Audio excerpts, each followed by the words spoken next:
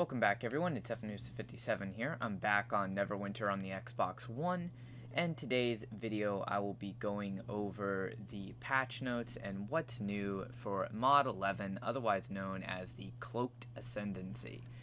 So, this is going to be a little bit of a short video. There will be a link in the description to the full patch notes because this is a big update.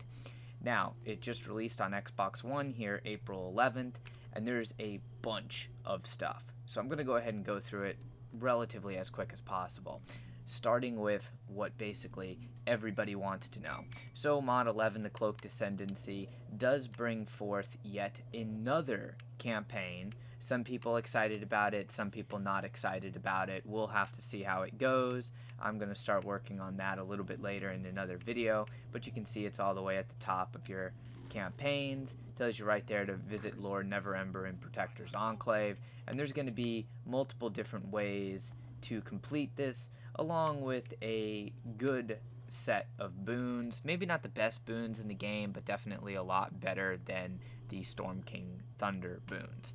So with that, that brings a new adventuring area in addition to that new campaign. Something that everybody is going to be looking for is you will be seeing a old dungeon return, and that is the Spell Plague Caverns. Now there's the regular version and there's the master version. For the master version, you cannot queue for it until you unlock it in the campaign, which is going to take anywhere from 21 to 30 days, just depending on if there's any double events or anything like that. So take your time, because that's going to be another one that's relatively difficult to do at 3.1k item level, so it's going to be an endgame dungeon. Now, in addition to that, there is also the Illusionist Gambit Master. This does not have a queue time. It is classified as basically a non-classed skirmish, so pre-tier 1. I don't know why they did that, because it is definitely difficult. But you're going to be able to get some new companion gear, a lot of new companion gear coming out of that skirmish, so that's something you can go ahead and do now. It's a lot of fun to do. I did try one match so far, but we'll be playing more, of course. Now, the drawback to this mod, I know a lot of people are dreading this. I already checked, and unfortunately, the Underdark rings, so any Ring of Sudden whatever, Ring of Rising whatever, they no longer work on companions. You can still equip them to companions, but the effect does not trigger. So if you have a +5 ring, you can still use it for its offensive slots, but it would be best to get rid of them and go ahead and try and get the companion gear or like the Dodd rings, basically the rings from MSVA and everything.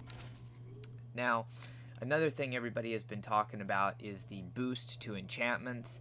So all of the older enchantments, the lightning enchantment, the Bilethorn, the flaming, the frost, the plague fire, the life drinker, all of the weaker, basically not best in slot enchantments have had a upgrade to them.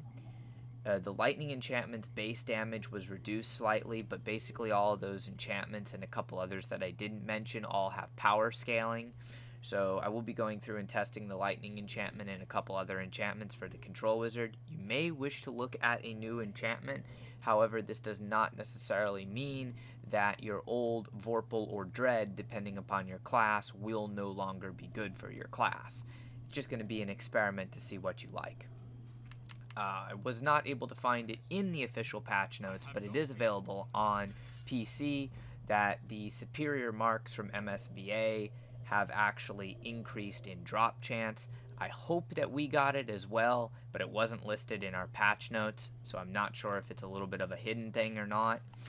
Powers have been changed greatly. Of course, your normal graphical changes and minor improvements like that.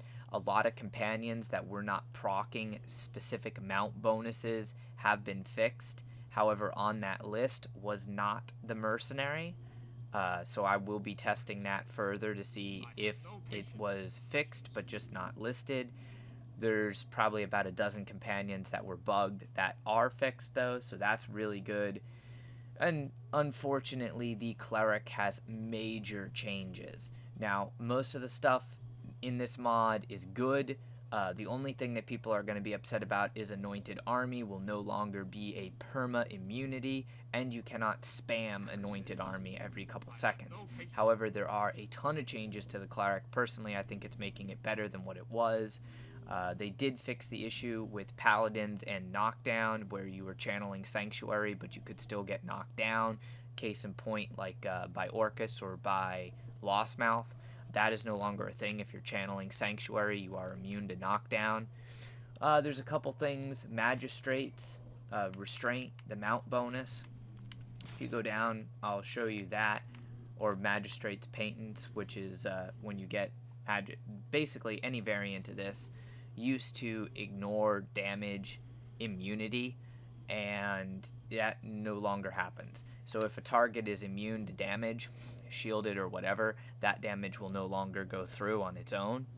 The Guardian Fighter Supremacy of Steel was changed so that it's actually allowing you to gain action points while you have the effect active. Same thing with Hollowed Ground for the Cleric. So a bunch of little tweaks like that, hopefully ones that you'll enjoy.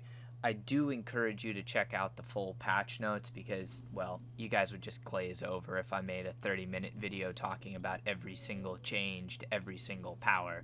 So I decided to keep this one short and sweet. So far, I like it. One of the biggest things that people are looking for, I'm going to go ahead and show you here. For those of us on the Xbox One, the calendar did update, and it looks like on April 13th, we are actually going to have a Double Diamonds event, and we haven't had one in almost like 6 months. So that's a fantastic piece of news for those of you on the Xbox One. I believe PS4 is the same thing.